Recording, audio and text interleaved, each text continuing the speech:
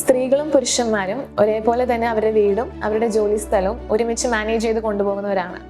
അപ്പോൾ ഈ work life ബാലൻസും അതിൻ്റെ സ്ട്രെസ്സും എങ്ങനെ നമുക്ക് നേരിടാം?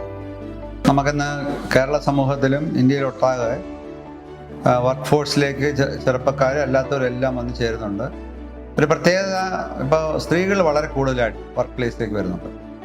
അപ്പോൾ അത് നേരത്തെ പുരുഷന്മാരുടെ മാത്രമായിരുന്ന പ്രശ്നം ഇപ്പോൾ അതൊരു ജെൻഡർ ന്യൂട്രലായിട്ടുണ്ട്. പുരുഷന്മാരും സ്ത്രീകളും ഒക്കെ വർക്ക് ഫോഴ്സിലുണ്ട്. പോലീസിലൊക്കെ നമുക്കറിയാം, പോലീസിലുണ്ട്, KSRTCയിലൊക്കെ ഉണ്ട്. ധാരാളം ആൾക്കാർ പുതിയതായിട്ട് വർക്ക് ഫോഴ്സിലേക്ക് വരുന്നുണ്ട്. അപ്പോൾ സാധാരണ സ്ത്രീകൾക്ക് കൊടുത്തിരുന്ന ഫാമിലിയുടെ ചുമതല, മക്കളെ വളർത്തുക, കുടുംബത്തിലെ ഡൊമസ്റ്റിക് കാര്യങ്ങൾ, കുടുംബത്തിലെ കാര്യങ്ങൾ നോക്കുക എന്നുള്ള ചുമതലകളൊക്കെ അവരാണ് ചെയ്തുകൊണ്ടിരുന്നത്. സ്ത്രീകളെ സംബന്ധിച്ച് പ്രത്യേകിച്ച് ഈ കാര്യങ്ങൾ നോക്കണം, കൂടെ ജോലി സ്ഥലത്തെ കാര്യങ്ങളും നോക്കേണ്ടതായിട്ട് വരുന്നുണ്ട്.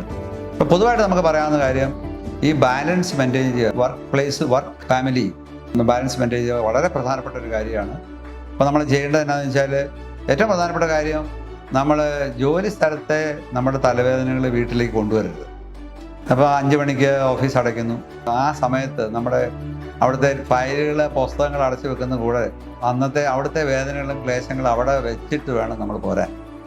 എന്നിട്ട് വീട്ടിൽ നമ്മൾ പുതിയൊരു ജീവിതത്തിലേക്ക് വരുന്ന രീതിയിൽ തന്നെ ആയിരിക്കണം. അപ്പോൾ ആഹ്ലാദചിത്തരായിട്ട് നമ്മളെപ്പോഴും നമ്മുടെ എല്ലാ കാര്യത്തിലും നമ്മൾ മെയിൻറ്റെയിൻ എ പോസിറ്റീവ് ആറ്റിറ്റ്യൂഡ്. ഒത്തിരി ക്ലേശവും ബുദ്ധിമുട്ടും ഒക്കെ ഉണ്ടെങ്കിലും ഒരു positive attitude, positive mental attitude നമ്മൾ ഒത്തിരി ഗ്രോത്തിന് നമ്മളെ വളരെ സഹായിക്കും. ഏറ്റവും പ്രധാനപ്പെട്ട കാര്യം, എംപ്ലോയേഴ്സിനെ സംബന്ധിച്ച്, ജോലി കൊടുക്കുന്നവരെ സംബന്ധിച്ച് പല സ്ഥലത്തൊരു ടോക്സിക് എൻവയോൺമെൻറ്റാണ്. ടോക്സിക് എന്ന് പറഞ്ഞാൽ വളരെ സഹിക്കാൻ മേലാത്ത സാഹചര്യങ്ങളാണ് ജോലി സ്ഥലത്തുള്ളത്. പിന്നെ എന്നാൽ ജോലി ഉപേക്ഷിച്ചിട്ട് പോകാത്ത എന്താണെന്ന് ചോദിച്ചാൽ വേറെ മാർഗ്ഗമില്ലാത്തതുകൊണ്ടാണ് പലരും ജോലി ചെയ്യുന്നത്. അപ്പോൾ ആ എൻവയോൺമെൻറ്റ്, ടോക്സിക് എൻവയോൺമെൻറ്റ് ഡീടോക്സിഫൈ ചെയ്ത്, അതായത് തൊഴിൽ സൗഹൃദമായിരിക്കണം നമ്മുടെ ആ കാര്യത്തിൽ നമ്മുടെ മേലധികാരിക്ക് വലിയ പങ്കുണ്ട്. അപ്പോൾ അത് നമ്മുടെ കൂടെ ജോലി ചെയ്യുന്ന ആൾക്കാർക്ക് മാനസികമായ സമ്മർദ്ദം ഉണ്ടാകാതിരിക്കാൻ എല്ലാ കരുതലുകളും എടുക്കണം. അവരെ അമിതമായിട്ട് ജോലി ചെയ്യിക്കാൻ അവസരം കൊടുക്കരുത്. അവർക്ക് ലീഷർ ടൈം അനുവദിക്കണം. അതുപോലെ തന്നെ അവർക്ക് ജോലി സ്ഥലത്തുണ്ടാകുന്ന വിഷമതകൾ കേൾക്കാനുള്ള, അത് വളരെ ഓപ്പൺ മൈൻഡഡായിട്ട് കേൾക്കാനുള്ള ഒരു മനസ്ഥിതി അവരുടെ തൊഴിൽ ദാതാക്കൾ ഉണ്ടാകണം.